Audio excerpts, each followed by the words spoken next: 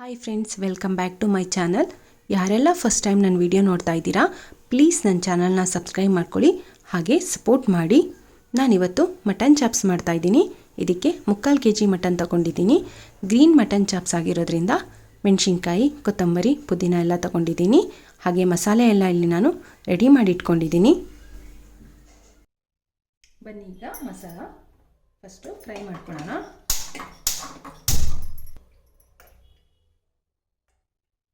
Spices ಎಲ್ಲ ಹಾಕೊಳ್ಳೋಣ. ಈಗ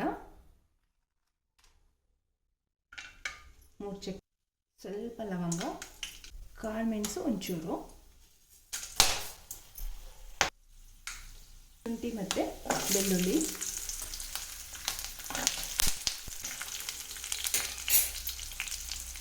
ಒಂದು ಸ್ಪೂನ್ ಸೋಂಪು ಹಾಕೋತಾ ಇದ್ದೀನಿ, 1 ಸ್ಪೂನ್ ಜೀರಿಗೆ, ಸ್ವಲ್ಪ ಗಸಗಸೆ.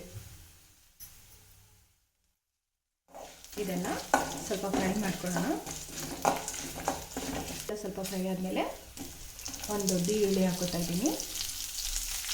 ಅದನ್ನು ನೀಟಾಗಿ ಫ್ರೈ ಮಾಡ್ಕೋಬೇಕು. ಮಿಕ್ಸ್ ಮಾಡ್ತಾ ಇರೋದು, ಹಾಗಾಗಿ ಖಾರ ಪುಡಿ ಏನೂ ಹಾಕ್ತಾಯಿಲ್ಲ. ಮೆಣಸಿನ್ಕಾಯಿನೇ ಒಂದು 6ರಿಂದ 7 ಮೆಣಸಿನ್ಕಾಯಿ ಹಾಕ್ತಾಯಿದ್ದೀನಿ.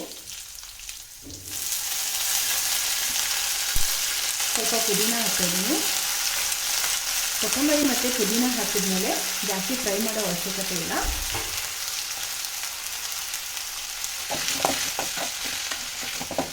ಸ್ವಲ್ಪ ಈಗ ಮಟನ್ನ ಫ್ರೈ ಮಾಡ್ಕೊಳ್ಳೋಣ. ಈಗ ನಾವು ಮಟನ್ನ ಕುದಿಸ್ಕೊಳ್ಳೋಣ. ಸ್ವಲ್ಪ ಈರುಳ್ಳಿ, ಟೊಮೊಟೊ ಎಲ್ಲ ಹಾಕಿ 2 ಹಾಕೋಣ. 2 ಚಕ್ಕೆ, 3 ಲವಂಗ ಮತ್ತು ಏಲಕ್ಕಿ, ಚಿಕ್ಕದು ಬಿರಿಯಾನಿ ಎಲೆ,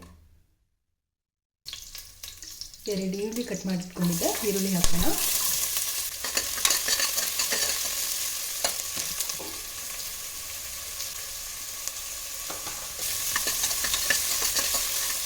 ಟೊಮೊಟೊ ಹಾಕ್ತಿದ್ದೀನಿ.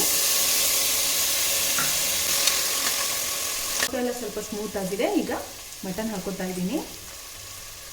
ಇಲ್ಲಿ ಮಟನ್ ಎಳೆದಿದೆ, ಹಾಗಾಗಿ ನಾನು ಹಾಗೆ ಹಾಕೋತಿದ್ದೀನಿ. ಮಟನ್ ಸ್ವಲ್ಪ ಬಲ್ತಿದ್ರೆ ಉಪ್ಪು, ಅರಿಶಿನ ಪುಡಿ ಮತ್ತು ಸ್ವಲ್ಪ ಶುಂಠಿ ಬೆಳ್ಳುಳ್ಳಿ ಪೇಸ್ಟ್ ಹಾಕ್ಕೊಂಡು ಬೇಯಿಸ್ಕೊಂಡು ಹಾಕೋಬೋದು. ಮಟನ್ ಬೇಯೋದಕ್ಕೆ ಉಪ್ಪು ಹಾಕ್ತಾಯಿದ್ದೀನಿ 1 ಸ್ಪೂನು.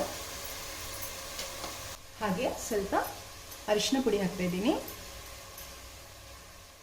ಇದು ಬೇಯೋ ಅಷ್ಟರಲ್ಲಿ ಈಗ ಮಸಾಲ ಎಲ್ಲ ತಣ್ಣಗಾಗಿದೆ. ಸೊ ಇದನ್ನು ಗ್ರೈಂಡ್ ಮಾಡ್ಕೊಬರೋಣ ನೀಟಾಗಿ.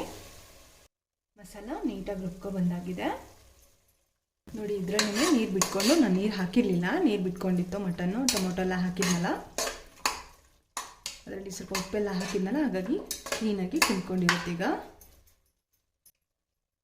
ಈಗ ರುಬ್ಬಿರೋ ಮಸಾಲೆ ಹಾಕ್ತಾಯಿದ್ದೀನಿ. ನಿಮಗೆ ಎಷ್ಟು ಬೇಕಷ್ಟು ನೀರು ಹಾಕ್ಕೊಳ್ಳಿ. ಸ್ವಲ್ಪ ಕುದೀಲಿ. ಕುದ್ದಾದ್ಮೇಲೆ ಉಪ್ಪು ಖಾರ ಎಲ್ಲ ಚೆಕ್ ಮಾಡಿಕೊಂಡು ಆಮೇಲೆ ಬೇಕಾದರೆ ಉಪ್ಪು ಹಾಕೋಣ. ನಂಗೆ ಒಂಚೂರು ಉಪ್ಪು ಕಮ್ಮಿ ಅನ್ನಿಸ್ತು, ಹಾಗಾಗಿ ಉಪ್ಪು ಹಾಕ್ತಿದ್ದೀನಿ. ಖಾರ ಎಲ್ಲ ಕರೆಕ್ಟಾಗಿದೆ.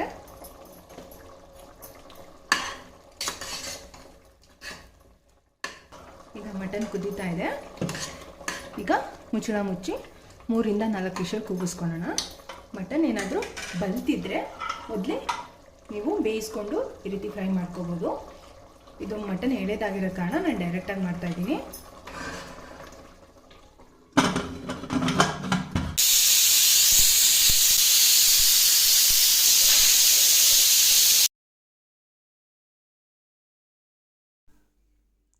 ನೀವೇ ನೋಡಿ ಹೇಗೆ ಬಂದಿದೆ ಅಂತ.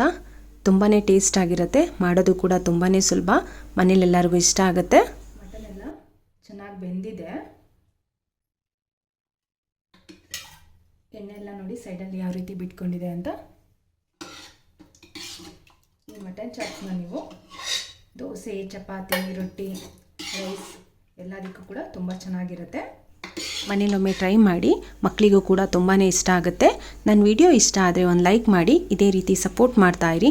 ಪ್ಲೀಸ್ ನನ್ನ ಚಾನಲ್ನ ಸಬ್ಸ್ಕ್ರೈಬ್ ಮಾಡ್ಕೊಳ್ಳಿ, ಹಾಗೆ ಪಕ್ಕದಲ್ಲಿರೋ ಬೆಲ್ ಐಕಾನ ಪ್ರೆಸ್ ಮಾಡಿ, ಆಗ ನನ್ನೆಲ್ಲ ವಿಡಿಯೋ ನೋಟಿಫಿಕೇಷನ್ ಬರುತ್ತೆ.